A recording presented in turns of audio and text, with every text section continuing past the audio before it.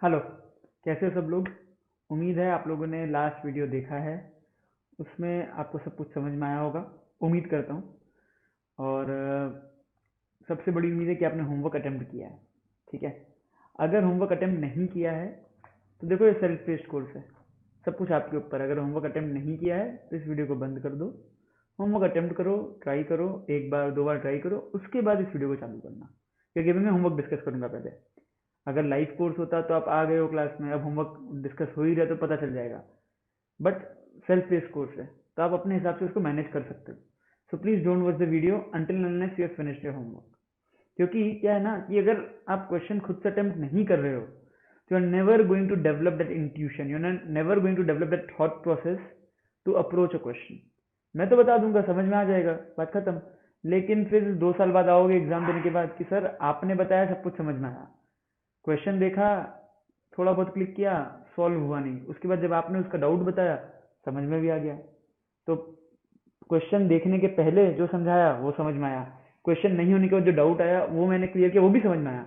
समझ में आपको सब आता है, बट आप अप्लाई नहीं कर पाते। क्यों? Because you have never tried it on your own. तो बहुत जरूरी है कि आप क्वेश्चन को खुद से अटेम्प्ट करें। राइट? अगर नहीं किया है होमवर्क तो प्लीज या तो वीडियो पॉज करके अभी अटेम्प्ट कर लो, फिर क्वेश्चन देख लेना, नहीं तो वीडियो बाद में देखना। Right? Okay, so let's begin. तो ये था हमारा पहला होमवर्क। ये क्या उम्मीद है क्वेश्चन याद होगा कि ये एक तो ट्यूब है जिसमें मरकरी फिट किया हुआ है, एक्स वाई है, लेंथ एल एल निकालना है। Let's try. ठीक है, जिन्होंने ट्राई कर लिया होगा, मतलब जो ट्राई किया वही देख रहे हैं, मैं ये उम्मीद करता हूँ। राइट? ओके, तो देखो यहाँ पे क्या दिया हुआ है, ये एल है, ये एल है और ये 5 सेंटीमीटर है। ठीक है, और यहाँ दिया हुआ है कि this length is 46, this is 44.5। ठीक है, अब ध्यान रखना इस बात में कि मरकरी जो है हम अज्यूम करेंगे कि वो कंप्रेस नहीं हो रहा, दब नहीं रहा है, क्योंकि मरकरी बहुत ज्यादा डेंस है कंपेयर टू एयर। तो मरकरी कंप्रेस नहीं हो रहा है, मतलब ये क्या रहेगा, 5 सेंटीमीटर। ठीक है, मतलब ट्यूब का लेंथ आपको क्या मिल गया, length of the tube is, अगर यहां से देखो तो ट्यूब लेंथ क्या है, 2l+5। और अगर यहां से इस डेटा से देखो ट्यूब लेंथ क्या है, 46 + 44.5 + 5। देखो 5 5 चल बसा, तो ये देखो 2l क्या आ जाएगा, 2l इज इक्वल्स टू कितना हुआ, 90.5। यहाँ से हम l निकाल सकते हैं, l is equals to 45.25 centimetre. Okay, तो हम लोग को l मिल गया। राइट? अब हमें ये निकालना है कि पी नॉट क्या था। अब ये कैसे निकालोगे, पी नॉट कैसे निकालना है? सोचो जरा, पी नॉट के लिए क्या कर सकते हो। जैसे हमने पहले किया था कि हम एक लोएस्ट पॉइंट पे प्रेशर बैलेंस करते हैं और देखते हैं कि प्रेशर बैलेंस करने का एक इक्वेशन फॉर्म होता है, उससे हम प्रेशर को बता पाते हैं। तो अगर यहाँ हम देखें तो पी नॉट कहाँ एक्ट कर रहा है, अगर इस केस में देखें तो जो पी नॉट है वो कहाँ एक्ट कर रहा है, देखो ऐसे कुछ इस मरकरी को कंप्रेस कर रहा होगा, यहाँ भी और यहाँ भी। राइट? यहाँ भी ये पी नॉट है, यहाँ भी ये पी नॉट है। ओके, अब कोई रिलेशन निकल सकता है कि इसके पी नॉट से, नहीं अभी तो नहीं सूझ रहा। ठीक है, यहाँ का देखते हैं, इधर का पी नॉट, इधर का देखते क्या कहानी है। इधर क्या हो जाएगा, देखो अगर हमने सोचा कि इसको इसके अबाउट टर्न किया होगा, ठीक है, कुछ ऐसे इसको घुमा दिया, तो मतलब this is X and this is Y. Right? तो यहाँ जो प्रेशर होगा वो क्या होगा, पी ऑफ वाई। प्रेशर बदल जाएगा क्योंकि देखो क्या हुआ, ये एक ट्यूब ऐसे था, हमने इसको ऐसे घुमा दिया, तो अब मरकरी जो थोड़ा सा स्लाइड डाउन कर जाएगा, क्योंकि उसका वेट है, अपने वेट की वजह से एयर को थोड़ा कंप्रेस कर पाएगा। मैंने बताया था गैसेस आर हाईली कंप्रेसिबल, तो मरकरी का वेट है वो थोड़ा सा उसको स्लाइड डाउन करके कंप्रेस कर जाएगा। तो उसके वजह से देखो पहले एल इक्वल था दोनों तरफ, अब एल बदल गया है। तो एल बदल गया तो there will be some change in pressure, volume बदल गया, एल बदल गया, मतलब एक वॉल्यूम बदला है। और तो नीचे वाले मॉलिक्यूल्स को कम वॉल्यूम मिल रहा है इंटरैक्ट करने के लिए या दौड़ने के लिए, भिड़ने के लिए, और ऊपर वाले मतलब वाई वाले रीजन के मॉलिक्यूल्स को ज्यादा जगह मिल रहा है, तो कुछ प्रेशर का चेंज आएगा। सो एक को पी वाई कहते हैं और एक्स वाले को ये रहा पी एक्स। ठीक है, इस केस में जो प्रेशर था दोनों बराबर था पहले से, लेंथ भी बराबर थी। लेंथ बराबर तो देखो ट्यूब का एरिया तो यूनिफॉर्म एरिया है, तो वॉल्यूम भी दोनों जगह बराबर, तो प्रेशर बराबर है, वो अपना शांति से इक्विलिब्रियम में बैठे, चुपचाप बैठे। अब वॉल्यूम बदल गया तो प्रेशर में एक चेंज आएगा। ठीक है, वो क्या चेंज आएगा अभी हम नहीं जानते, कोई बात नहीं, बट एक चेंज आएगा। तो ये पता है कि पी एक्स एक पी वाई है, तो इसका कोई इक्वेशन फॉर्म होगा। Let's take it at the lowest point, ये लोएस्ट पॉइंट है, ठीक है, ये हमारा लोएस्ट पॉइंट क्यों है, इसको लोएस्ट पॉइंट लेकर क्या करोगे, तीनों प्रेशर तो एक ही जगह आ जाएगा, लोएस्ट पॉइंट में इक्वेट कर, एक पॉइंट एक लाइन ऐसा है इक्वेट कर सके, तो इस पॉइंट अगर लेंगे तो यहाँ पे हम लोग, यहाँ पे एक्स भी एक्ट कर रहा है और पी वाई प्लस मरकरी का वेट के जैसे कुछ प्रेशर एक्ट कर रहा है, राइट, तो हम आराम से इक्वेट कर पाएंगे।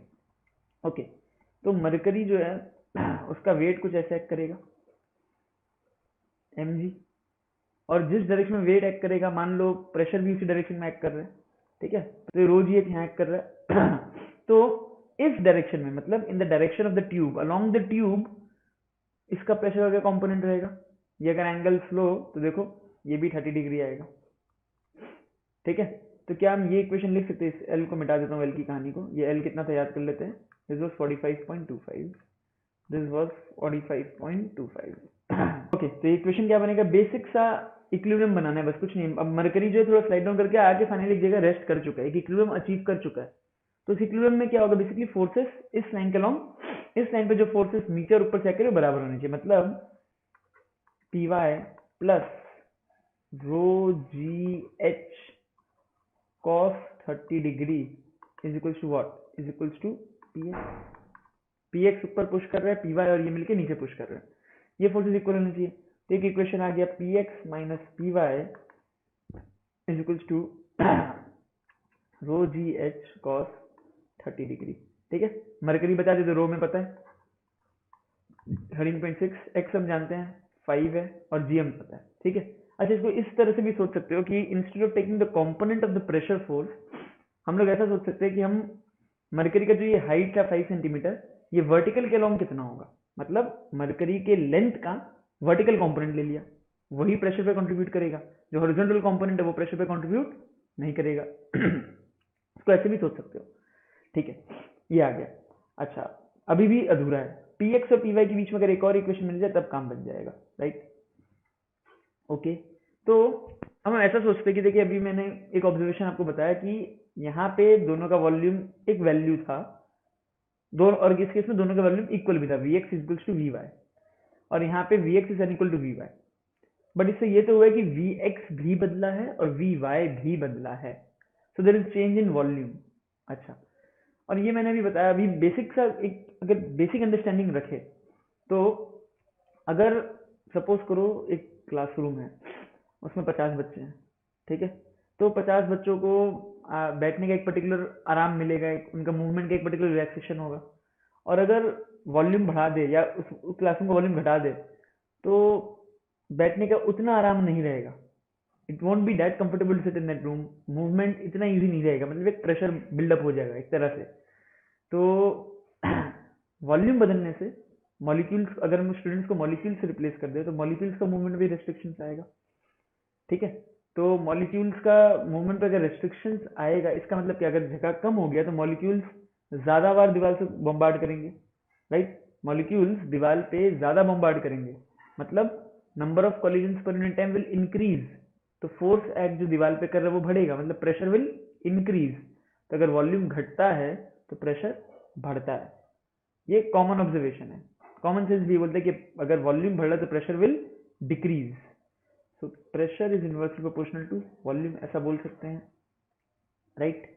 ओके, अगर ऐसा है तो यहाँ पे अगर एक कांस्टेंट लगा दे, चलो हम जगह क्रिएट करते हैं पहले, तो pressure is inversely proportional to volume, हम लोग इसको ऐसे लिख सकते हैं कि P is equals to K upon V, K is a constant, ठीक है, तो हम लोग लिख सकते हैं PV is equals to constant, right, so P1 V1 will be equal to P2 V2, right, मतलब P1 वॉज फॉर स्टेट 1 कि पहले गैस का स्टेट था, कुछ बदलाव किया, वॉल्यूम घटाया, वॉल्यूम बढ़ाया, हीट किया, कुछ किया, स्टेट 2 पे आ गए, लेकिन ये हम समझ गए कि P1 into V1 will be equal to P2 into V2, right.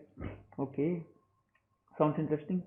तो अगर इसी चीज को हम अपने क्वेश्चन में अप्लाई करें, क्वेश्चन में कैसे अप्लाई कर सकते हैं, देखो यहाँ पे this was state 1 horizontal, this was state 2 at 30 degree angle with the vertical, so P1 into V1 पहले x के लिए लिखते हैं फिर y के लिए लिखते हैं, ठीक है, x के लिए अगर लिखे तो क्या है P1, ये रहा x रीजन, ठीक है, what was P1, P0, V1 क्या होगा, sum area into this length L, right, volume आ जाएगा, ठीक है। अच्छा, x का P2 क्या होगा वो भी देख लेते हैं, Px into again some area into length, ये दिया हुआ है इस केस में 44.5। तो अगर लिखते हैं देखिए क्या हो रहा है, let's see. P1 was P not, ये x के लिए है, P not into some area into L is equals to Px into some area into length, क्या लेंथ है 44.5। ये चल रहा था, okay. So Px is equals to P not L upon 44.5। L कितना लाया था हमने, याद है L अभी निकाला था, तो ये हो जाएगा P not into 45.25 upon 44.5, right. Similar equation y के लिए लिख सकते हैं। अच्छा, y के लिए L2 क्या था 46, ठीक है। तो अगर y के लिए लिखे हम इक्वेशन, P नॉट, y के केस में भी इनिशियल प्रेशर P नॉट था, A into L is equals to P Y A into 46, A चल बसा, okay. P Y is equals to P not into L कितना था 45.25 अपॉन 46। तो हमने क्या किया, Px और Py को P नॉट के टर्म्स में लिख लिया, ओके, सिंपल। अब हमारे पास एक इक्वेशन था, अगर ऊपर जाए तो हमारे पास एक इक्वेशन था जिसमें Px और Py लिंक किए गए थे, ठीक है। तो अब वहां से उठा के Px की वैल्यू यहाँ पुट कर देंगे P नॉट के टर्म्स में, यहाँ भी पुट कर देंगे P नॉट के टर्म्स में, और ये जो है सब नोन थे, रो नोन है, जी नोन है, एच नोन है, कॉस 30 नोन है, तो बचेगा क्या नोन से, P not is equals to, यहाँ से सॉल्व किया जाएगा आराम से आंसर, राइट, सिंपल था। अब मैथमेटिक्स भी सिंपल आराम से कर लोगे, लेकिन ये जो कंसेप्ट था वॉल्यूम और प्रेशर का लिंक, ये बड़ा ट्रिकी लग रहा होगा ना, थोड़ी देर रुक जाओ, वो भी ट्रिकी नहीं लगेगा, थोड़ी देर रुक जाओ, ठीक है। आगे बढ़ते अगला क्वेश्चन। अगला क्वेश्चन क्या था, अगला क्वेश्चन था ये, ठीक है, याद होगा ये क्वेश्चन होगा, ठीक है। इसमें क्या है, सेम सिचुएशन है, थोड़ा सा बस ऑलमोस्ट सेम ही क्वेश्चन बोल सकते हो। अब इसमें ओपन एंड ट्यूब है, ठीक है, this is not a closed end tube, open and tube है, जो हमने ओपन एंड मैनोमीटर सीखा है वो है, वो पिछला क्वेश्चन क्लोज्ड एंड का था, बस तो दिख गया, इसमें कोई फर्क नहीं है। वहां पे एटमोस्फेयर प्रेशर की जगह पी नॉट पी एक्स था या पी वाई था या पी नॉट था। अब यहाँ पे ओपन एंड ट्यूब है, तो यहाँ पे क्या होगा, एक पी एटीएम रहेगा, बस। यहाँ भी क्या होगा, एक पी एटीएम होगा, यहाँ भी क्या होगा, एक पी एटीएम होगा, और इधर भी एक पी एटीएम होगा। देखो ध्यान रखना, प्रेशर का कोई डायरेक्शन नहीं होता, हर डायरेक्शन में एक्ट करता है, ऐसा नहीं कि ऐसे ही एक्ट करेगा ऐसे ही करेगा, it can act in all direction, ठीक है। L1 L2 L3 बताना है। अगर हम लोग इस केस में देखें तो ये पी एटीएम है, यहाँ भी पी एटीएम आ रहा है, और यहाँ पे मरकरी का जो लेंथ है, अगेन हम लोग मरकरी का लेंथ कांस्टेंट मानेंगे, 10 सेंटीमीटर, मतलब 10 सेंटीमीटर टिका हुआ है, तो let's consider this as P gas, ठीक है। यहाँ भी पी गैस था, तो दिस वाज स्टेट 1, ठीक है। ये स्टेट 2, ये स्टेट 3, ये स्टेट 4, हमने इतने सारे चेंजेस लाए, तो जो P1 V1 होगा that will be equal to P2 V2 equals to P3 V3 is equals to P4 V4, right. अच्छा, लेकिन हर केस में क्या हो रहा है, अब ध्यान दो, अगर जब एक ट्यूब ऐसे था, ठीक है, हमने इसको उल्टा दिया, तो क्या होगा, मरकरी थोड़ी नीचे स्लाइड डाउन करेगा, तो गैस को एक्सपैंड होने का जगह मिलेगा, मतलब उसकी लेंथ इंक्रीज हो जाएगी। जब उल्टा हो जाएगा तो मरकरी नीचे स्लाइड डाउन करेगा, अब गैस को दबाने के लिए गैस का लेंथ घट जाएगा। तो ये लेंथ बदलने से क्या हो रहा है एरिया तो कांस्टेंट ट्यूब का, लेंथ बदलने से वॉल्यूम बदल रहा है, और वॉल्यूम बदलने से प्रेशर में चेंज आ रहा है। तो अब लेकिन the product of pressure and volume will remain what, constant. अभी हमने देखा, एक बेसिक फिजिकल अंडरस्टैंडिंग से समझा कि product of pressure and volume will remain constant. तो इनिशियली जो P1 V1 था बाद में भी उसी P1 V1 के वो बराबर होगा। यहाँ अगर इक्विलिब्रियम लाए, पहले यहाँ का इक्विलिब्रियम देखते हैं, अगर यहाँ इक्विलिब्रियम लाए पी गैस, तो P1 क्या लिख सकते हैं, is equals to P gas, ये किसके बराबर होगा, पी एटीएम के, है ना। मरकरी तो जो वेट डालेगा डाउनवर्ड डायरेक्शन में डालेगा, और कोई वेट नहीं, गैस जो है प्रेशर डालेगा इस तरफ गैस प्रेशर डाल रहा है, पी एटीएम एटमोस्फेयर प्रेशर डाल रहा था, मरकरी को बीच में रखा था, गैस ने डाला, एटमोस्फेयर ने डाला, कर कुरा के एक बैलेंस आ गया कि भाई गैस का लेंथ क्या है, L1 इज 20 सेंटीमीटर, यहाँ आके रुक गए कि अब क्या है, बैलेंस हो गया, ठीक है। मरकरी का कोई प्रेशर, लिक्विड है, प्रेशर जो भी डाल सकते हैं वो अपना हाइट, अपने वेट, सॉरी हाइट भी नहीं, वेट भी नहीं, वेट की वजह से डालते हैं, मतलब वर्टिकल डायरेक्शन में वो डाल सकते हैं, हॉरिजॉन्टल में लिक्विड का प्रेशर नहीं होगा, गैस का प्रेशर हो सकता है, गैस का प्रेशर ऑल डायरेक्शन में जाएगा, ठीक है। सो L1 was 20 centimetre, P1 is P ATM, मतलब हम ले सकते हैं 76 cm ऑफ Hg, ठीक। आगे बढ़ते हैं। तो ये हमें मिल गया। अब हमें P2 को निकालना है, P2 निकालना है, ठीक है। P2 क्या होगा, P2 हम निकाल सकते हैं, हमने बहुत डिटेल डिस्कशंस करके सीखा है P2 निकालना। ये रहा हमारा लेवल, ठीक है। इस लेवल पर प्रेशर बैलेंस करें तो क्या होगा, वो इस PATM के बराबर होना चाहिए, राइट, ठीक है। देखो क्या होता है, प्रेशर क्या आएगा, P gas plus rho G H is equals to what, PATM। अच्छा, ये रो जी एच को मल्टीप्लाई करेंगे क्या, लास्ट क्लास में सिखाया था, लास्ट वीडियो में सीखा होगा कि इस रो जी एच को मल्टीप्लाई करने से बेटर है कि हम लोग P गैस को और PATM को क्या करें, MM ऑफ मरकरी या CM ऑफ मरकरी के भाषा में ही लिख डालें ताकि हमारा कैलकुलेशन इजी हो जाए। अच्छा ध्यान रखना, P gas is P2 not P1, तो इसको P गैस को PATM इक्वल करके इसको काट के रो जी एच को जीरो बैठा के बोल दो कि सर इससे तो एच जीरो आ रहा है, मरकरी पूरा कोलैप्स कर जाएगा। नहीं, ये बुद्धिमानी मत करना, ये P2 है, चेंज्ड प्रेशर, ठीक है। तो P2 क्या आ जाएगा, P2 is equals to PATM मतलब 76 माइनस मरकरी का लेंथ कितना हमने लिया था, let's look at it, mercury का लेंथ लिया है 10 सेंटीमीटर, तो वो 10 का 10 ही रहेगा। हम मान रहे कि वो कंप्रेस एक्सपैंड कुछ नहीं हो रहा, 10 मतलब ये आ गया 66 सेंटीमीटर, मतलब प्रेशर घट गया एज एक्सपेक्टेड, वॉल्यूम बढ़ा प्रेशर घटा। देखो यहाँ भी वही हो रहा है क्योंकि उसे एक्सपैंड होने का मौका मिला, गैस अब एक्सपैंड हो गया, अब फैल गया, उसे ज्यादा जगह मिल रहा है, ज्यादा जगह मिला तो दीवार से भिड़ने का प्रोबेबिलिटी थोड़ी सी घट जाएगी, तो प्रेशर विल डिक्रीज, सिंपल, ठीक है। तो P2 निकल गया, तो अब L1 निकाल सकते हैं हमसे। अच्छा इसको चलो L, उस ऊपर वाले को फर्स्ट केस को L मानते हैं, बाकी L1 L2 L3 है, ठीक है। थोड़ा सा ठीक है, एक काम करते हैं, इसको P2 की जगह इसको P1 बोल लेते हैं, ठीक है, थोड़ा सा कन्वेंशन ईजी हो जाएगा। ऊपर वाला इज P, ठीक है, और ऊपर वाला इज L, मतलब main case horizontal tube is P and L। So क्या आप लिखेंगे, लिख सकते हैं हम लोग P into area into L is equals to what, P1 into area still constant into L1, ए क्या है, चल वैसा सिंपल, तो P into L is equals to P1 L1, ठीक है। P पता था PATM के बराबर है 76 सेंटीमीटर ऑफ मरकरी, P1 अभी निकाला 66 सेंटीमीटर, L कुछ होगा है, पता है वैल्यू भी पता है, कितना दिया हुआ है, 20 सेंटीमीटर था, look at it, let's look at it, 20 centimetre, ठीक है, L 20 सेंटीमीटर, तो L1 is equals to P by P1 into L आ गया। Now let's look at case number 2। Case number 2 में क्या किया है, केस नंबर 2 में क्या किया है, हम अब लोएस्ट लेवल ही हो गया है ना, लोएस्ट लेवल किसको लेंगे, जंक्शन को, मतलब एक जंक्शन होगा, जैसे देखो यहाँ भी दो जंक्शन है, ये जंक्शन है, एक ये जंक्शन है, ठीक है, मतलब तीन फ्लूइड है सर, जनरली तीन फ्लूइड हो जाता है कि चलो एटमोस्फियर, बीच में मरकरी के लिए एक गैस, तो जो जंक्शन है, जंक्शन दो जंक्शन आएंगे तो नीचे वाला जंक्शन, यहाँ पे दो जंक्शन है, नीचे वाले जंक्शन को ले लिया।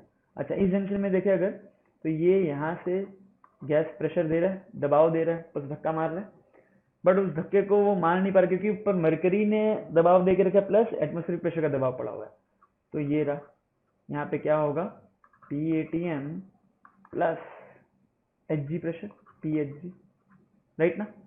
चलो इसको कैलकुलेट करते हैं, तो इस केस में क्या हुआ, P गैस, अब ये देखो गैस प्रेशर बढ़ गया, क्यों, because gas is compressed, compress किया गया है तो उसका प्रेशर जो है बढ़ गया, तो P gas is equals to PATM plus rho Hg, rho GH बोल दो, रो Hg बोल दो, ठीक है। तो P gas is equals to what, अब ये क्या है, P2, ठीक है, अब P2 है, हमने कन्वेंशन चेंज कर दिया, अभी P2 है, this is equal to what, 76 plus 10 86 हो गया। अब वही पुराना वाला P1 L1 is equals to P2 L2 लगाते हैं, तो इससे P2 क्या, सॉरी L2 क्या आ जाएगा, P upon P2 into L, simple, बड़ा ही आसान। अब तीसरा केस, उसमें भी कुछ नहीं है, उसमें भी कुछ नहीं है, अब इसमें लोएस्ट लेवल क्या बोलोगे, लेवल यही है, ऑल्दो ये हॉरिजॉन्टल लेवल नहीं है, वर्टिकल लेवल नहीं, बट लेवल तो यही है, क्योंकि अब देखो गैस तो प्रेशर ऐसे ही लगाएगा, इस डायरेक्शन में लगाएगा, ठीक है ना, गैस हर डायरेक्शन में प्रेशर है तो यहाँ प्रेशर लगाएगा वो, लेकिन मरकरी जो है उसका वेट जो है वो डाउनवर्ड ऐसे ही एक्ट करते हैं, वर्टिकली डाउनवर्ड, वो हमेशा वर्टिकल डायरेक्शन में प्रेशर लगाएगा, तो वो वर्टिकली डाउनवर्ड से एक्ट करता है। तो उसका दो कंपोनेंट होगा, एक तो इस डायरेक्शन में और एक इस डायरेक्शन में। तो जो इस डायरेक्शन में फोर्स एक्ट कर रहा है वही है जो सिर्फ प्रेशर लगाएगा गैस के ऊपर, बाकी गैस के ऊपर नहीं, ट्यूब में प्रेशर मारेगा सिर्फ। ठीक है, तो इस डायरेक्शन वाले कंपोनेंट को चूज करो, ये एंगल आ गया 45। ठीक है, तो इस केस में क्या इक्वेशन बन जाएगा, देखो इस केस में लोएस्ट लेवल में क्या है कि गैस को मरकरी के प्रेशर को भी संभालना है, एटमॉस्फेरिक के प्रेशर को भी संभालना है। ठीक है, देखो इसको भी दो तरह से सोचने का, तो ऐसा सोच लो कि मरकरी का हमने जो फोर्स है उसका कंपोनेंट ले लिया या प्रेशर का कंपोनेंट ले लिया उस डायरेक्शन में, या हमने जो लेंथ थी मरकरी की सिर्फ हॉरिजॉन्टल लेंथ का प्रेशर निकाल, सॉरी सिर्फ वर्टिकल लेंथ का प्रेशर निकाल लिया। मरकरी की लेंथ थी ये, this was the length of mercury. ठीक है, इसका लेंथ अगर देखें तो इस लेंथ की, ये लेंथ इंक्लाइंड है ना, ये है हमारा एक्सिस। इस लेंथ का दो कंपोनेंट होगा, एक हॉरिजॉन्टल एक वर्टिकल। तो जो वर्टिकल कंपोनेंट वो सिर्फ प्रेशर में कंट्रीब्यूट करे, हॉरिजॉन्टल वाला गैस को प्रेशर नहीं दे रहा। तो वो देख लो, या तो एच वर्टिकल निकाल लो या पी वर्टिकल, पी या फोर्स वर्टिकल बोल देते हैं, वो निकाल लो। ठीक है, दोनों एक ही निकलेगा। ठीक है, मतलब लास्ट में मल्टीप्लाई साइन 45 से होगा, उस साइन 45 को एच साइन 45 सोचो या रो जी एच साइन 45 सोचो, एक ही बात है। तो अब इस केस में क्या हो जाएगा, हम अलग कलर ले लेते हैं, नीला सही रहेगा।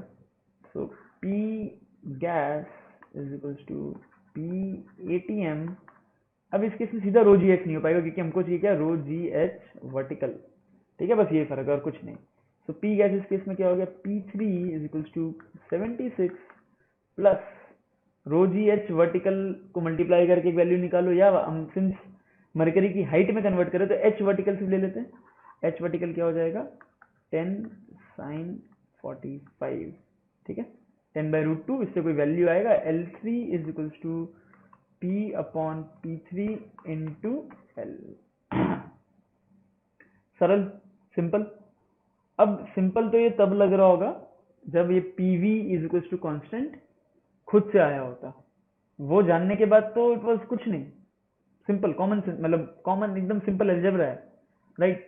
वो अगर नहीं आता वहां लगेगा कि यार ये कुछ टफ था, है ना, वो लगेगा नहीं, हाँ अटक गए, डाउट आ गया। यहाँ सभी अटके हुए, आप लोग से नहीं हुआ होगा जिनको ये पीवी इक्वल्स टू कांस्टेंट नहीं पता है। ये मतलब जानबूझ के मैंने अभी दिया बताने के लिए कि हम जब गैसियस स्टेट पढ़ रहे हैं तो गैस की प्रॉपर्टीज हम जान लिए, लेकिन प्रॉपर्टीज जान के हम कुछ नहीं कर पा रहे हैं क्योंकि हमको उन प्रॉपर्टीज के बीच में रिलेशन भी पता होना चाहिए। अगर उन प्रॉपर्टीज के बीच में रिलेशन नहीं पता तो हम गैस की स्टडी आगे नहीं कर पाएंगे। ये स्टडी इन द सेंस, इस चैप्टर की स्टडी नहीं, जनरल गैसेस की स्टडी नहीं हो पाएगी। तो प्रॉपर्टीज के बीच में जो रिलेशन है इन्हें कहते हैं गैस लॉज। ठीक है, ये चैप्टर का मेन मुद्दा है, गैसियस स्टेट का मेन मुद्दा है गैस लॉज पढ़ना। तो महान महान वैज्ञानिकों ने बहुत रिसर्च किया, एक्सपेरिमेंट्स किया, एक्सपेरिमेंट कर करके इन लॉज को हमें बताया। ठीक है, तो ये जो पीवी कांस्टेंट हम यूज कर रहे बिंदास, जो मैंने जस्ट थोड़ा सा इंट्यूटिव तरीके से थोड़ा समझाया, ये लॉ है, this is a gas law given by Boyle uncle. ठीक है, बहुत बड़े साइंटिस्ट थे, उन्होंने दिया है लॉ, तो इसे हम बॉयल्स लॉ कहते हैं, राइट। तो बस, तो अगर लॉ आपको पता होता तो आपको ये क्वेश्चन आसान लगता, बट जानबूझ के मैंने नहीं बताया कि इसी बहाने थोड़ा सा हायर ऑर्डर थिंकिंग स्किल्स का क्वेश्चन बन सके, जबकि ये एकदम सरल क्वेश्चन था, ये जानबूझ के नहीं बताया गया। अभी हम सारे लॉस पढ़ेंगे लाइन से, उसके बाद तो सारे क्वेश्चन इजी लगेंगे कि आपको प्रॉपर्टीज के बीच में रिलेशन पता है, आपको प्रेशर बैलेंस करना आता है, आपको प्रेशर निकालना आता है, टेम्परेचर निकालना आता है, अब बचा के रिलेशन को लगाना और सिंपल से अलजेब्रा करना, तो बहुत ही ईजी हो जाएगा, right. So let's begin our next topic which is gas laws. ठीक है, राइट। सो सबसे पहला लॉ है, will study the law given by Boyle uncle, right, Boyle's law. ये क्या कहता है, ये यही कहता है कि volume is inversely proportional to pressure, the volume of a gas is inversely proportional to pressure, ये लॉ ये कहता है। अगर ऐसा किसी को बोलोगे और अगर ऐसा एग्जाम में लिख के आओगे तो आपको मिलेगा क्या, अंडा। क्योंकि देखो ये स्टेटमेंट बहुत ही इनकम्प्लीट है, ये स्टेटमेंट तभी वैलिड है ये जब आप अगर कोई भी लॉ बोलोगे तो बहुत टेक्निकल होता है यार, इतना सा बोलने से नहीं चलता। ठीक है, ये बहुत गलत हो जाएगा सिर्फ इतना सा बोल दिए तो जब भी आप साइंटिफिक लॉज पढ़ो, कुछ भी पढ़ो, तो बस जैसे बॉयल्स लॉ क्या लिखा रहेगा, V/P, PV is equals to constant, P1 V1 equals to P2 V2, ये बोल दिया, हो गया बॉयल्स लॉ खत्म। नो, ऐसे नहीं होता, साइंस इज वेरी टेक्निकल, बहुत सारे पैरामीटर्स से, बहुत सारे फैक्टर्स से चीजों को बदल सकते हैं। ठीक है, तो ये चीज ध्यान में रखनी है। तो पहले जानना है कि कॉन्टेक्स्ट क्या है। बॉयल अंकल ने क्या किया, बॉयल अंकल ने क्या किया कि ये गैस लिया है कंटेनर में, ठीक है, उसका कंटेनर में गैस डाल दिया एक फिक्स क्वांटिटी, मतलब गैस की क्वांटिटी फिक्स हो गई, ठीक है। तो क्वांटिटी फिक्स्ड मतलब मास फिक्स्ड या मोल्स फिक्स्ड, ठीक है।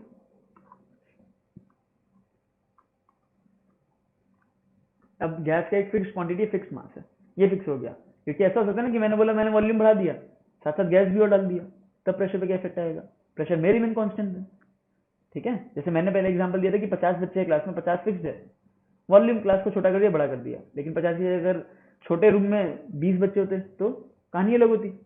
So quantity fix. फिर उन्होंने क्या किया, उन्होंने रूम का टेम्परेचर भी फिक्स कर दिया,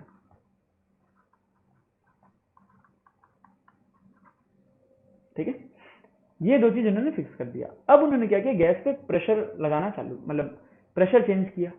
तो प्रेशर चेंज करने पे क्या, प्रेशर तो चेंज, सपोज करो वॉल्यूम चेंज किया, तो वॉल्यूम चेंज करने पे क्या दिखा कि प्रेशर पे एक बदलाव आ रहा है, राइट। क्योंकि हम वॉल्यूम बदल सकते हैं ना, वॉल्यूम बदलना, अगर एक दूसरा कंटेनर में डाल दिया है, कंटेनर को छोटा कर दिया किसी तरह, सपोज करो एक पिस्टन टाइप अरेंजमेंट था, पिस्टन को दबाने लगे हम, वॉल्यूम बदल गया, तब प्रेशर का वैल्यूम ने निकाल लिया। तब उससे ये दिखा कि volume is inversely proportional to pressure. Volume of a fixed quantity of a gas is inversely proportional to its pressure at a fixed temperature. Temperature बदलेगा तो कहानी will be different. Fixed quantity of gas नहीं है तो कहानी will be different. Volume is inversely proportional to pressure when the quantity of a gas is fixed and temperature is fixed. ये बात बहुत जरूरी है, राइट। अब हमने थोड़ी देर पहले ही देखा था, उसी को वापस से थोड़ा सा डिराइव कर लेते हैं, थोड़ी सी मैथमेटिक्स कर लेते हैं। So V is equals to some constant upon pressure, right? और हम लोग लिख सकते हैं PV is equals to constant। अभी मैंने बताया था, but I just gave it you an intuitive feel। अब लॉ के हिसाब से बता रहे कि अच्छा लॉ का मतलब क्या होता है, ये बात जरूरी। Law word, the word law, what does it mean? Law का मतलब कहीं से ये चीज, ये जो फैक्ट्स हम बता रहे हैं, जो लॉ में जो फैक्ट्स लिखे हुए हैं, ये कहीं से डिड्यूस नहीं हुए, these have been observed in nature, मतलब एक्सपेरिमेंटली देखे गए, या ऐसा ही जैसे न्यूटन का लॉ है, ये एक्सपेरिमेंट मतलब ऑब्जर्व किया गया है, ठीक है, ये है, ऐसा ही होता है, ये नेचुरल फिनोमिनन ऐसा ही होता है, एक्सपेरिमेंटली ऑब्जर्व या जैसे भी बोलो ऐसा ही होता है। ये मैथमेटिकली कहीं से नहीं आया या कुछ करके नहीं निकाला नहीं गया है, डिराइव किया, ऐसा कुछ नहीं है, ये ऐसा ही होता है, ये फैक्ट्स देखेंगे, दीज आर फैक्ट्स, ठीक है, these are truths. PV is equals to constant when temperature is constant, हम टेम्परेचर को नहीं बदल रहे हैं, राइट। अच्छा, तो PV is equals to constant, इसका मतलब क्या कि अगर P1 V1 हो तो ये कांस्टेंट K के बराबर है। सिमिलरली अगर केस 2 स्टेट 2 हो तो P2 V2 हो जाएगा, ये भी K के बराबर है। वो सेम कांस्टेंट, ये जो कांस्टेंट एक ही वैल्यू है, ठीक है, ये फिक्स्ड वैल्यू है। सपोज करो वैल्यू है 5 इंटू 67 इंटू 10⁵, ठीक है। अब यही वैल्यू होगा हमेशा P इंटू V का, राइट। बट ये K किस पे डिपेंड करेगा, फिर जब ये कांस्टेंट है किस पे डिपेंड करेगा कि क्या क्वांटिटी लिया हमने गैस का और क्या टेम्परेचर है, वो बदलिए तो कांस्टेंट बदल जाएगा। फिर तब ये P1 इंटू V1 उस अलग नए कांस्टेंट के बराबर आएगा। P1 V1 is equals to P2 V2 is equals to P3 V3 is equals to dot dot dot dot dot is equals to Pn Vn। हम ऐसा लिख सकते हैं आराम से। बस अब यही क्वेश्चन, इसी पे बेस्ड क्वेश्चन आएंगे, इतना ईजी सोचो। P1 V1 is equals to P2 V2। Question कैसा आएगा, क्वेश्चन ऐसा आएगा कि सपोज करो दे दिया होगा कि initially a gas was at a pressure P and was at a volume V। Now हमने वॉल्यूम बढ़ा दिया, यानी कि हमने प्रेशराइज कर दिया। एक चीज बता देगा कि किसको क्या बदला। अब बोलेगा कि चलो वॉल्यूम बता दो, या बोलेगा कि चलो वॉल्यूम बदल दिया प्रेशर बता दो। तो क्या करोगे, P1 V1 जो इनिशियल डेटा दिया हुआ है is equals to P2 V2। V2 पता है तो P2 निकल जाएगा, P2 पता है तो V2 निकल जाएगा। इसी तरह के सिंपल सिंपल क्वेश्चन होंगे, देखना क्वेश्चन देखेंगे तो जो मैं बोल रहा हूँ उस पर विश्वास आ जाएगा। चार्ल्स लॉ, तो it is also very similar to Boyle's law. देखो गैसेस की 4 प्रॉपर्टी है, pressure, volume, temperature, number of moles, quantity, mass of gas. तो हमको सबके बीच में रिलेशन चाहिए, तभी प्रेशर वॉल्यूम को रिलेट कर दिया गया। अब चार्ल्स अंकल ने क्या किया, चार्ल्स अंकल ने एक्सपेरिमेंट किया और उन्होंने वॉल्यूम और टेम्परेचर के बीच में रिलेशन निकाल दिया।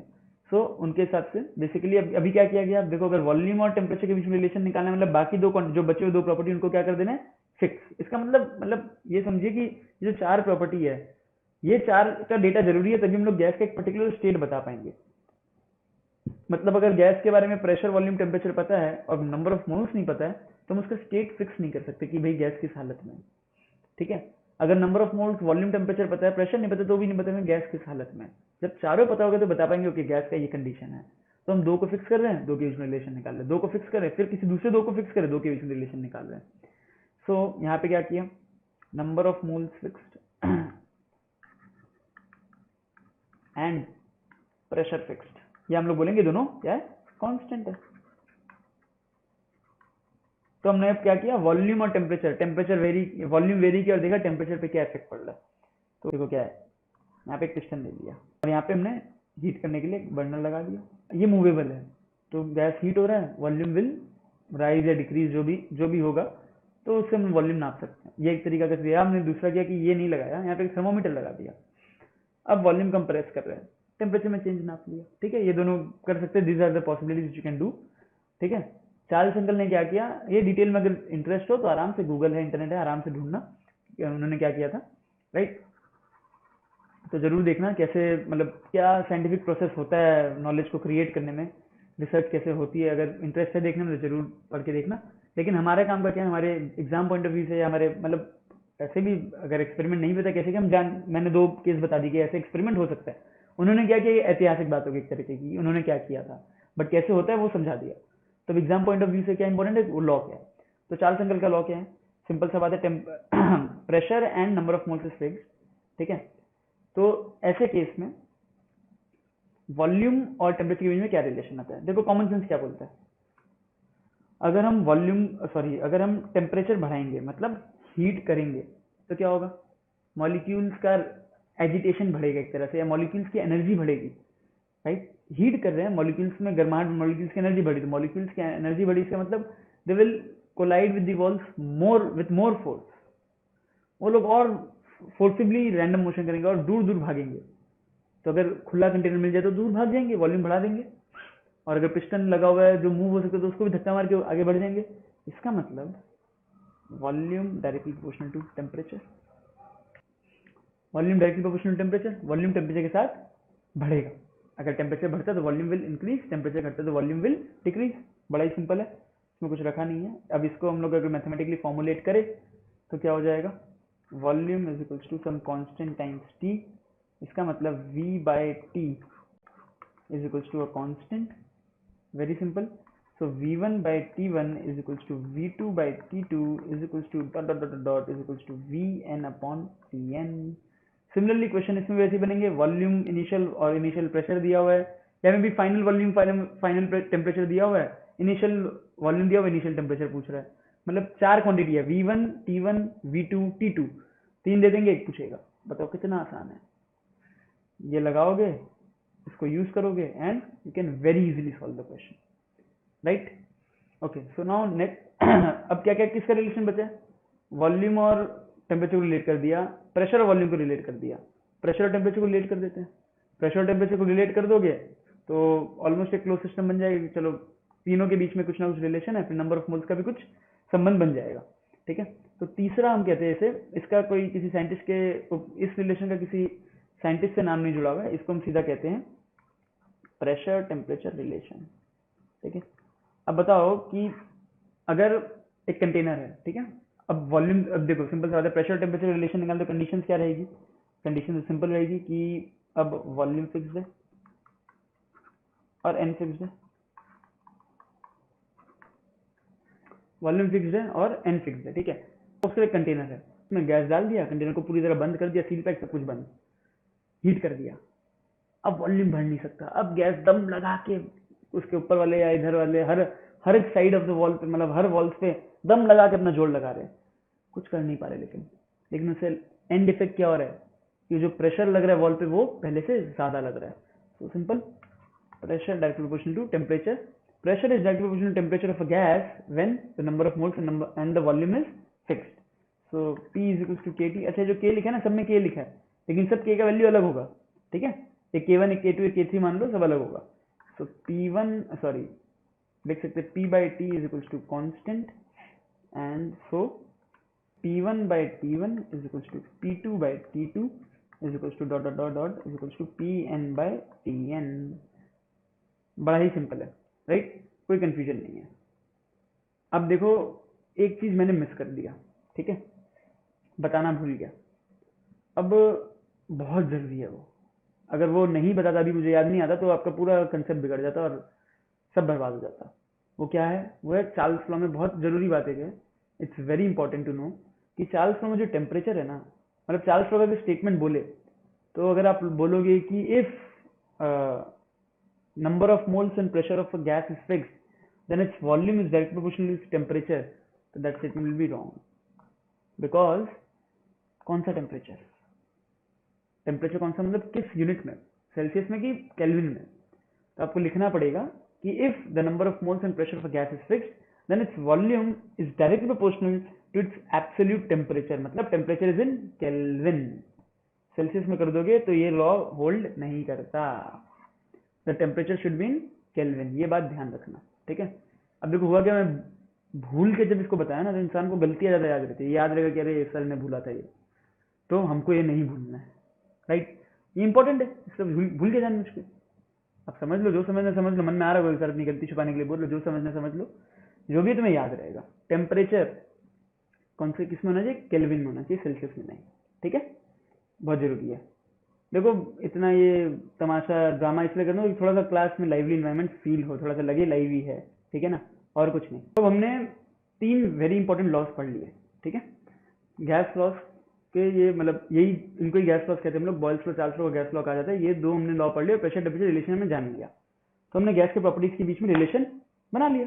तो अब देखो ये रिलेशन पहले से पता होता तो जो 2 क्वेश्चन कराए जिसमें मैंने बोला ये सोचो वो सोचो, सोचना नहीं पड़ता, आपको पहले से पता था P1 V1 is equals to P2 V2, area constant है दोनों केस में, तो P1 L1 is equals to P2 L2, और आप फटाफट सॉल्व कर लेते कि हाँ भी ये स्टेट 1 था, ये स्टेट 2 है, दोनों में जो प्रेशर और वॉल्यूम का प्रोडक्ट है या प्रेशर और लेंथ का प्रोडक्ट है वो कांस्टेंट है, so you could have solved it very easily. कोई फिर उसमें टफ नहीं लगता, बोलो सही बात है, टफ नहीं लगता, ठीक है। तो ऐसे बहुत क्वेश्चन करेंगे, लेकिन हम 3 इक्वेशन क्यों यूज करें अलग अलग?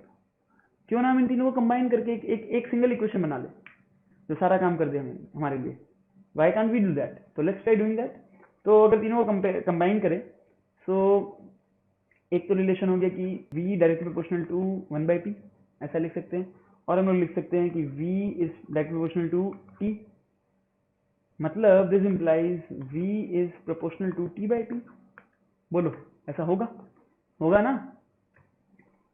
देखो इस केस में टेम्परेचर कांस्टेंट है और इस केस में प्रेशर कांस्टेंट है, ठीक है ना। यहाँ पे टेम्परेचर फिक्स था, यहाँ पे प्रेशर फिक्स है, तो दोनों को हम कंबाइन करके ऐसे लिख सकते हैं। और इस केस में मास विल बी फिक्स्ड, तीनों के मतलब इसमें मास फिक्स है, इसमें फिक्स है, इसमें भी फिक्स है। सो हम लोग लिख सकते हैं कि v is equals to some constant, वापस k ले रहा हूँ, ये आर्बिट्रेरी कांस्टेंट है k, ठीक है, ये हर जगह k को ले सकते हैं, k का वैल्यू हर केस में जब भी लेंगे अलग अलग हो सकता है, उसी को बोलते हैं आर्बिट्रेरी कांस्टेंट। तो हम लिख सकते हैं v is equals to k t/p, या हम लोग लिख सकते हैं pv/t is equals to constant, right. ये हमारा आइडियल गैस रिलेशन है, इसको हम कहते हैं आइडियल गैस रिलेशन। अच्छा, तो इससे हम ये k बहुत बद्दा दिख रहा है यार, इज इक्वल्स टू k, तो हम लोग ये लिख सकते हैं क्या, P1 V1 upon T1 is equals to P2 V2 upon T2, कर सकते हैं ऐसा, is equals to some constant k, right.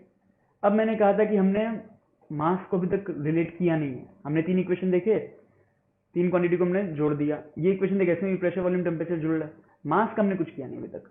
मास का भी अगर मैंने बोला था कि चारों प्रॉपर्टी एक साथ होगी तभी हम स्टेट डिफाइन कर पाएंगे, मास के लिए अभी तक हमने कुछ किया, मास को फिक्स कर दिया, तो P1 V1 इंटू T1 एक वैल्यू आएगी, that will be equal to कुछ चेंजेस किया सिस्टम में, तो नया प्रेशर, नया वॉल्यूम, नया टेम्परेचर आया, तो भी एक वैल्यू आएगी, और वो दोनों वैल्यू क्या होंगी, same is equals to k, जब मास फिक्स्ड है 1 mole, right, and that k is equals to a constant called as r, ठीक है। r for what? r for Raghav? नहीं, ऐसा नहीं, हाँ वो उतना ही जरूरी है जितना भी मैं जरूरी तुम लोगों के लिए टीचर, ये r का वैल्यू उतना ही जरूरी है, ठीक है। This r is more than, मतलब उससे भी बहुत ज्यादा इंपॉर्टेंट है ये r वैल्यू।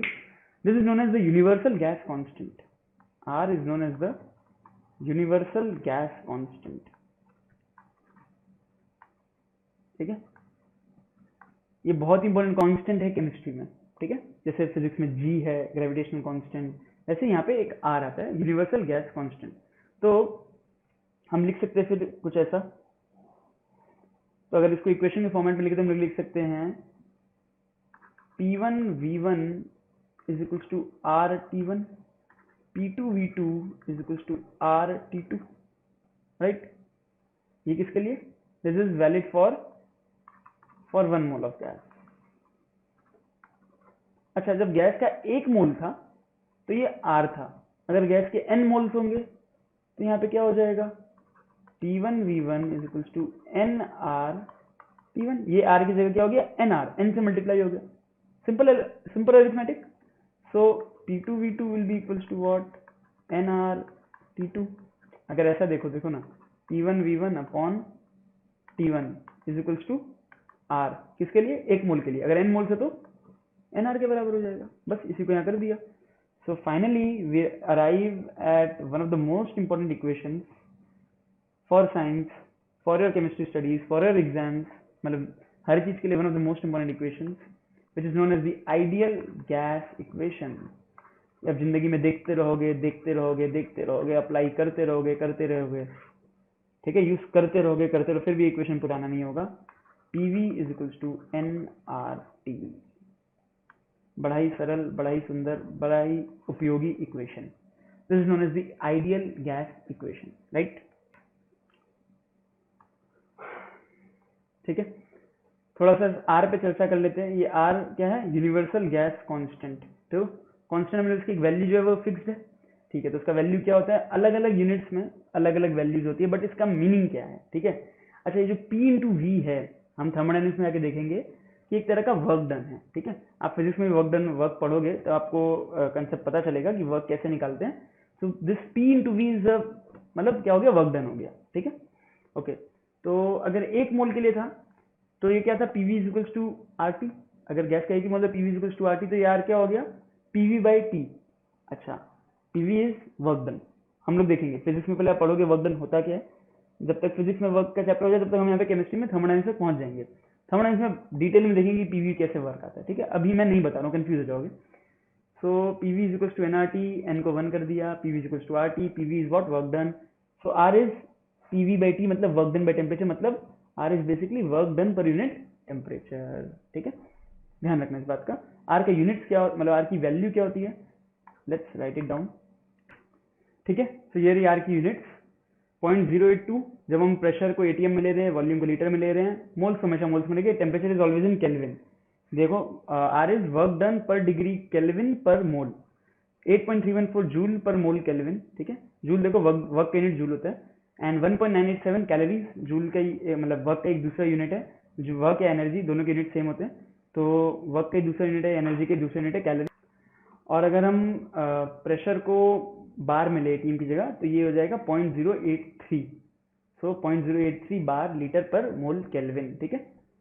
क्लियर? ये वैल्यू याद होनी चाहिए एग्जाम में जनरली, मतलब ऑफिशियली तो एग्जाम में हर क्वेश्चन में जो भी कांस्टेंट है उसकी वैल्यू देनी चाहिए, बट मन बदल जाए एग्जामिनर का, नहीं दे, ये ऐसे भी याद होना चाहिए, ठीक है। R का वैल्यू याद होना चाहिए सारे यूनिट्स में।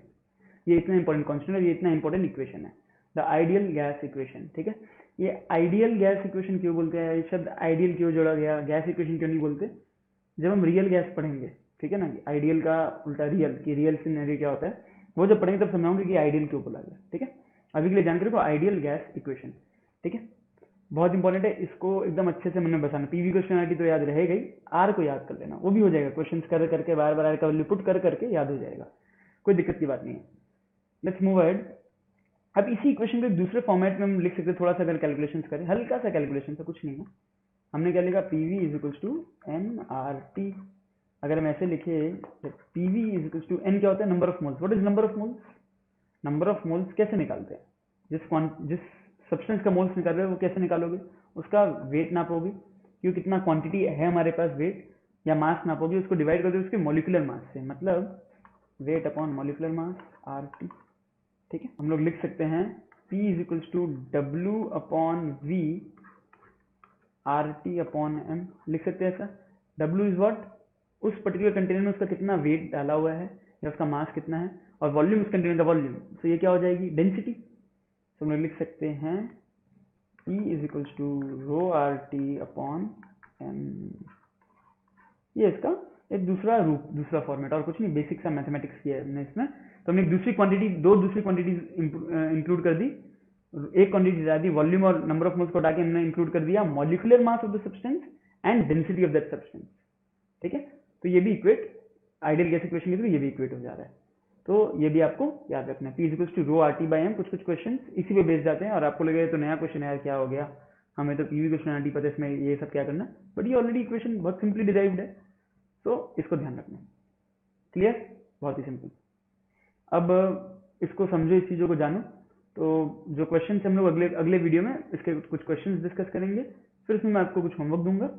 अभी इस वीडियो के लिए नो होमवर्क, ठीक है। एंजॉय, चलो बाय बाय, टाटा।